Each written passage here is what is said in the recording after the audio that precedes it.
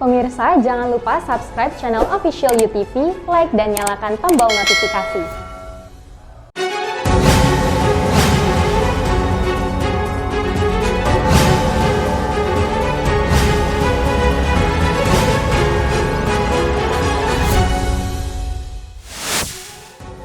Komisi Pemberantasan Korupsi menetapkan 2 tersangka dugaan korupsi pengadaan pemasangan 6 roll mill di pabrik gula Jatiroto milik Perseroan Terbatas Perkebunan Nusantara PT PN 11, periode 2015-2016 Kamis 25 November. 52 orang tewas dalam sebuah kecelakaan di tambang batu bara Siberia pada Kamis 25 November. Pemerintah resmi memberlakukan pembatasan kegiatan masyarakat level 3 selama Natal dan Tahun Baru, upaya mengantisipasi klaster COVID-19. Halo pemirsa, kita berjumpa dalam program U-News. Program ini memberikan informasi bermakna kepada Anda mengenai sejumlah peristiwa menarik di tanah air. Bersama saya, Fahrian Bahri, dan inilah U-News lengkapnya. Upah minimum kota UMK Tanjung Pinang Kepulauan Riau tahun 2022 naik sebesar Rp40.607 jika dibandingkan penetapan UMK tahun 2021. Dengan adanya kenaikan UMK ini, para pelaku usaha diminta untuk menerapkan upah minimum kerja, dan pemerintah diminta untuk menekan harga kebutuhan pokok. Upah minimum Kota Tanjung Pinang Kepulauan Riau tahun 2022 naik sebesar Rp40.607 jika dibandingkan penetapan UMK tahun 2021. UMK Tanjung Pinang tahun 2021 sebelumnya ditetapkan sebesar Rp3.013.012 menjadi Rp3.053.619 di tahun 2022 nanti. Ketua Serikat Pekerja Seluruh Indonesia SPSI Reformasi Kota Tanjung Pinang, Kolderia Sitinjak mengatakan, kenaikan ini sudah melalui pembahasan sebelumnya. Kemudian ada kesepakatan bersama Dewan Pengupahan Tanjung Pinang yang terdiri dari pihak Serikat Pekerja, Asosiasi Pengusaha, pemerintah serta unsur perguruan tinggi dan Badan Pusat Statistik. Kenaikan UMK Tanjung Pinang tahun 2022 berdasarkan Peraturan Pemerintah Nomor 36 Tahun 2021 tentang pengupahan. Atas kenaikan UMK ini, Kolderia mengharapkan pemerintah segera menekan harga kebutuhan pokok dan kebutuhan lainnya agar tetap stabil. Sebenarnya itu bagaimana caranya pemerintah bisa menekan harga, ya kan, menekan harga sembako terutama.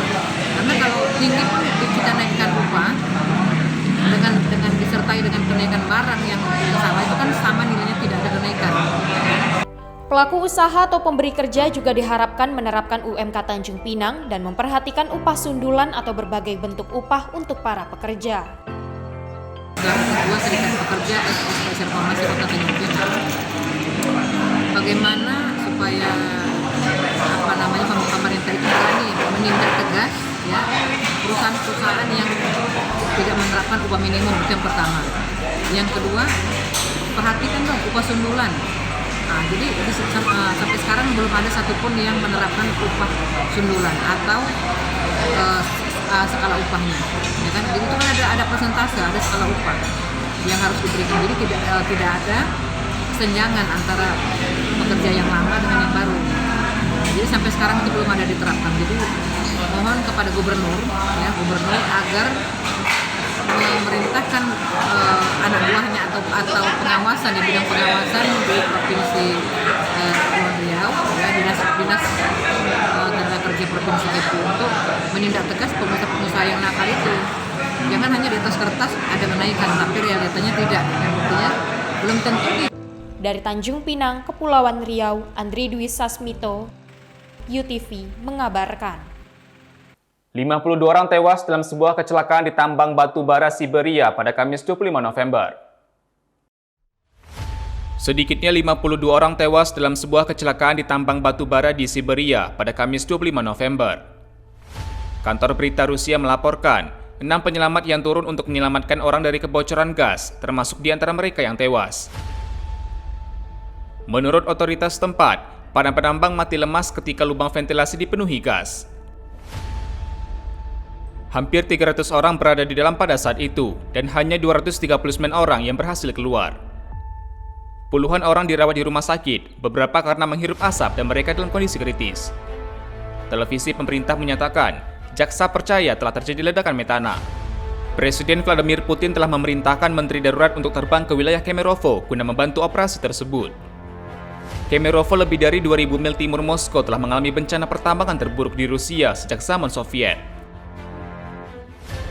Atas insiden tersebut, Komite Investigasi Regional menyatakan 3 orang termasuk direktur tambang dan wakilnya sudah diamankan karena dicurigai melanggar aturan keselamatan industri. Dari Rusia, Kantor Berita Antara, UTV mengabarkan.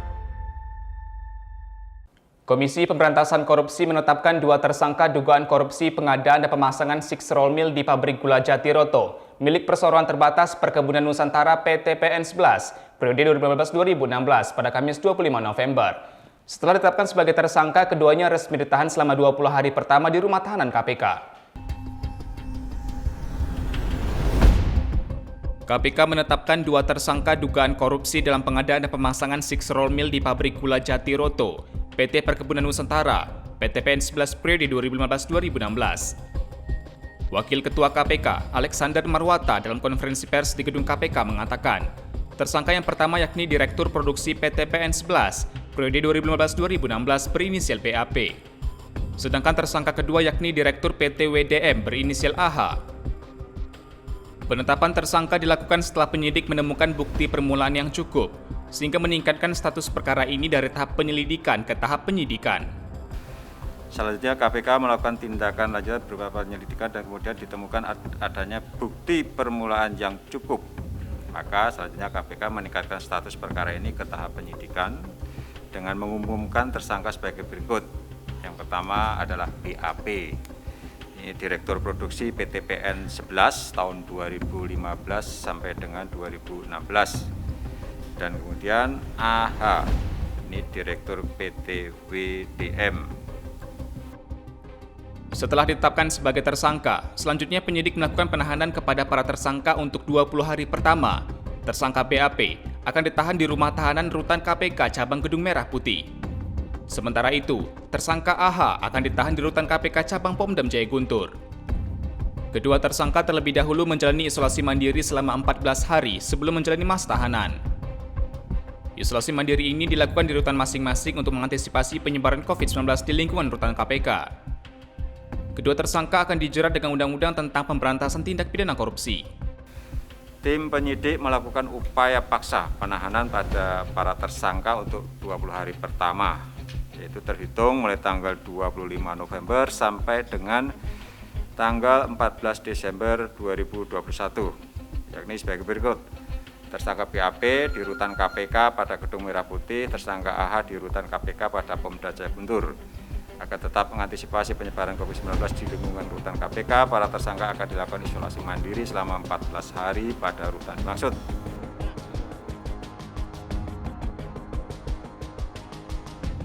Dari Jakarta, Denny Hardimansyah, UTV mengabarkan.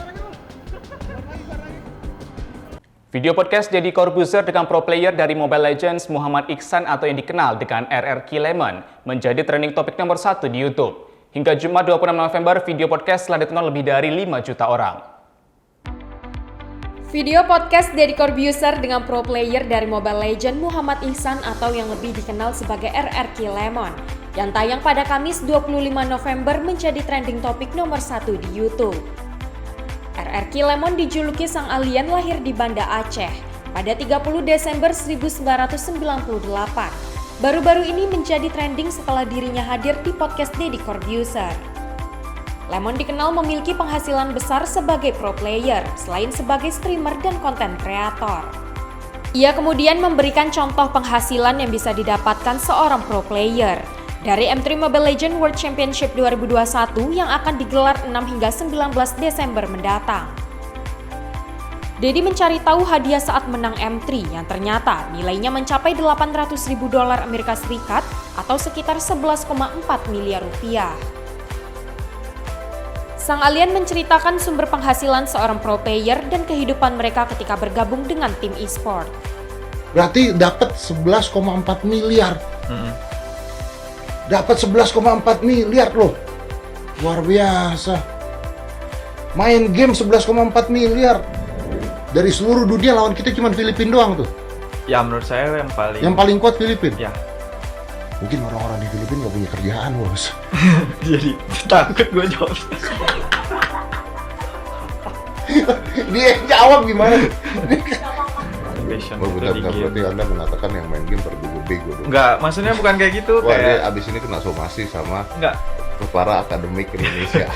Maksudnya bukan kayak gitu. Oke. Semua tuh tim temen lu tuh gak ada yang pacaran semua. Ada Oh, yang berarti bisa. lu doang yang aneh. Iya, mungkin gue aneh. Kenapa jadi? Kenapa cepet banget mengiyakan? Jangan dong. Tidak hanya mendapatkan penghasilan per bulan, para pemain pro player juga disediakan tempat tinggal atau yang biasa disebut dengan gaming house. Lengkap dengan internet, fasilitas handphone hingga makan. Zuriat Agung Nugraha, UTV, mengabarkan. Pemerintah resmi memberlakukan pembatasan kegiatan masyarakat level 3 selama Natal dan Tahun Baru, upaya mengantisipasi klaster COVID-19. Di Tanjung Pinang, Kepulauan Riau, sejumlah pembatasan kegiatan masyarakat tengah disiapkan oleh pemerintah setempat. Menteri Dalam Negeri menginstruksikan seluruh kepala daerah provinsi dan kabupaten kota memberlakukan pembatasan kegiatan masyarakat PPKM level 3 selama Natal dan Tahun Baru.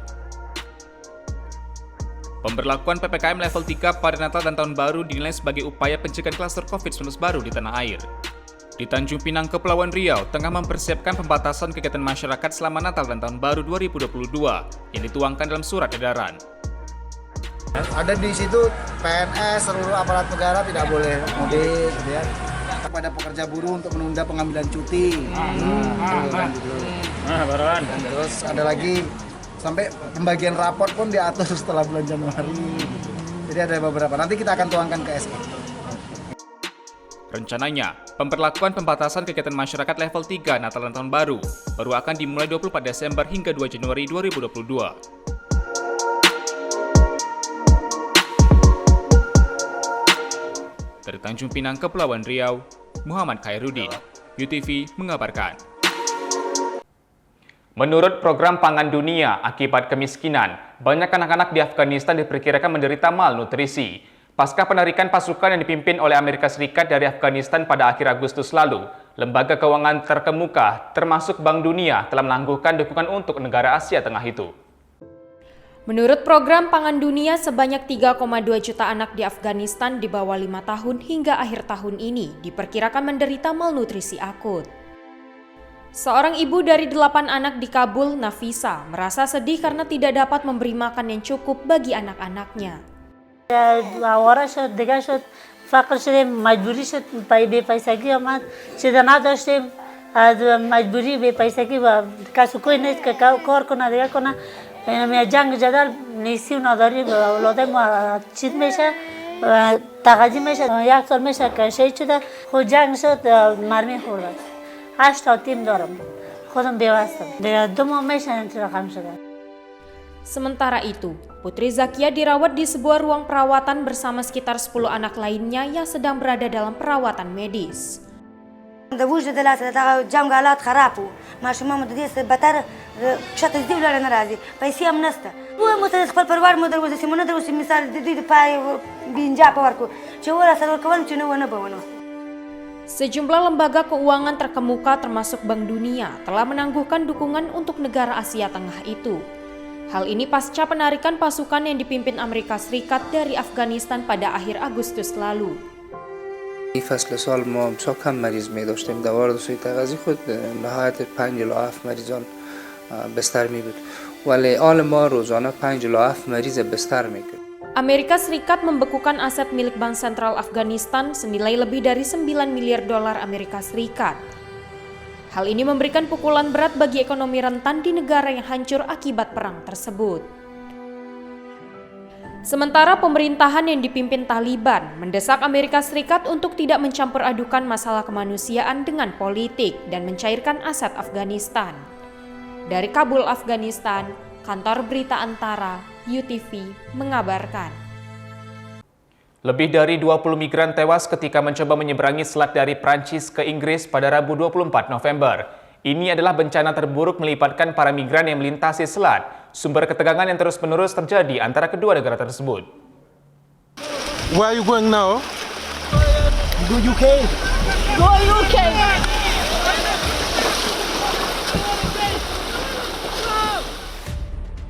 Lebih dari 20 migran tewas ketika mencoba menyeberangi selat dari Prancis ke Inggris pada Rabu 24 November.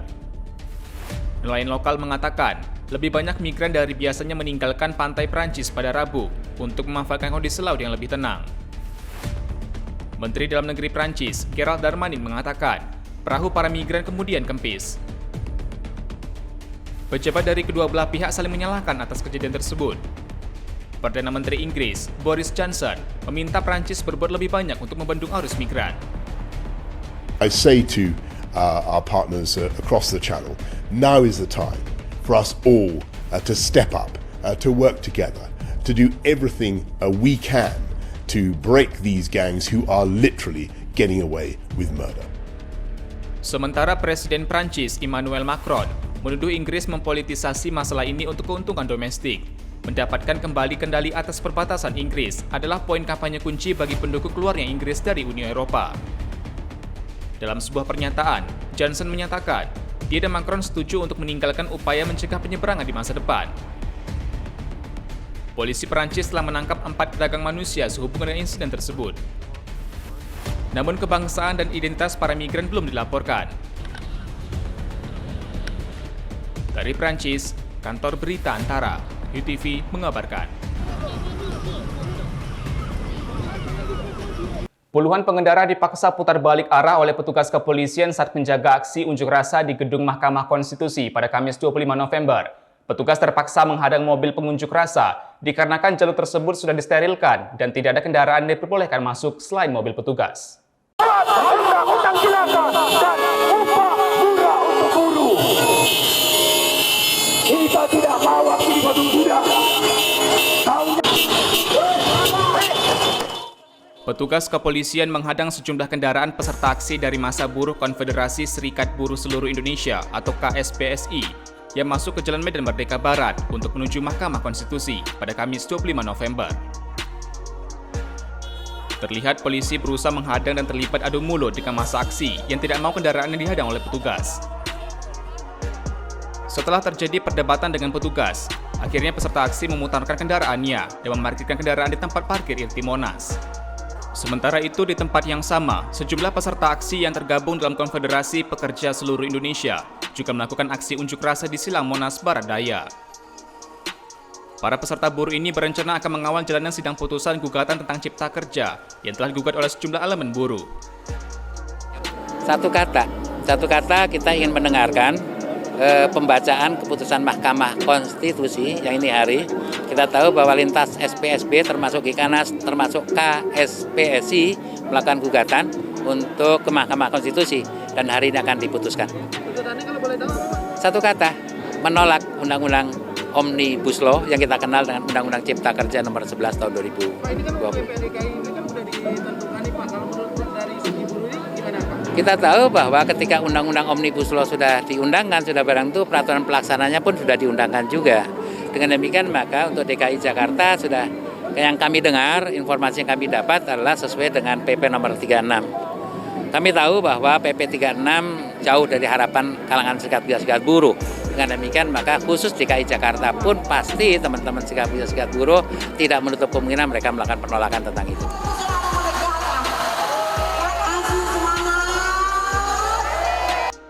Petugas kepolisian sendiri mengawal jalan aksi tersebut dengan pengawalan ketat. Sementara Jalan Merdeka Barat sendiri sudah diblokir oleh petugas kepolisian dengan menggunakan kendaraan taktis dan kawat berduri. Dari Jakarta, Denny Hardimansyah, UTV mengabarkan. Sebanyak 21 orang pasangan pria dan wanita menjalani sidang tindak pidana ringan atau Tipiring di Markas Komando Satuan Polisi Pamong Praja, Satpol PP Kota Bandung, Jumat 26 November. 21 orang pasangan tersebut merupakan para pelaku asusila yang terjaring dalam operasi gabungan Satpol PP Kota Bandung terkait dengan ketertiban umum, ketentraman, dan juga perlindungan masyarakat.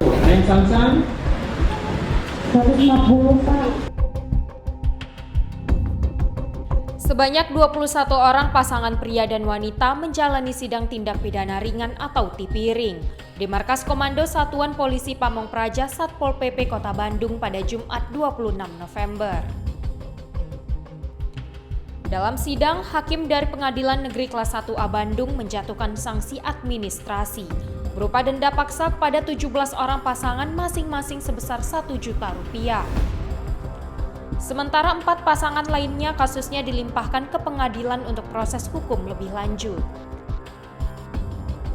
Ini kita melakukan sidang tipiring secara virtual. Hasil dari penjaringan selama 2 hari kegiatan, itu di hari pertama kita menjaring 21 pelanggar dari asusila, yaitu pasangan yang bukan muhrim di beberapa lokasi. Kemudian juga 3 pelanggar penjual minuman beralkohol yang tanpa izin. Dan hasil keputusan tadi 17 orang dikenakan denda oleh putusan hakim, dan sebagian lagi membayar denda administrasi sesuai dengan Perda 9, itu biaya paksa sebesar 1 juta. Dari Bandung, Jawa Barat, Kantor Berita Antara, UTV mengabarkan. Kejaksaan Negeri Natuna bersama instansi terkait memusnahkan barang bukti dari 45 perkara yang telah berkekuatan hukum tetap pada Jumat 26 November. Sejumlah barang bukti yang dimusnahkan ini meliputi 28 perkara narkotika, 10 perkara tindak pidana terhadap orang atau benda, 7 perkara tindak pidana terhadap keamanan negara, ketertiban umum, dan tindak pidana umum lainnya.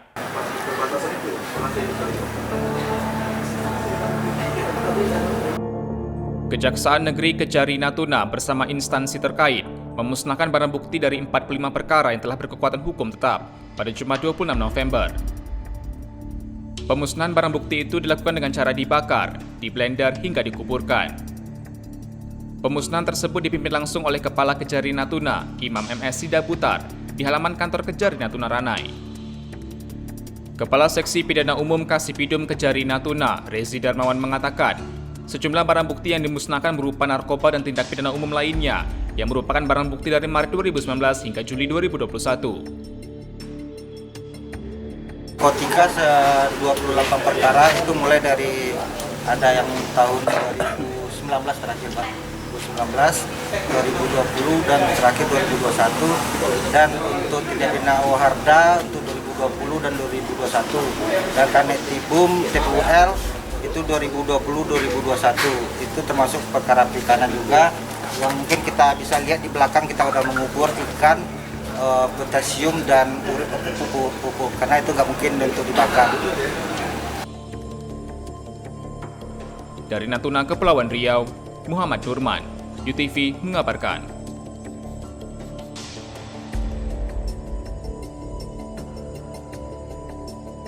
Terima kasih telah menyaksikan informasi yang kami sajikan. Tetap saksikan News selanjutnya. Salam sehat, sampai jumpa.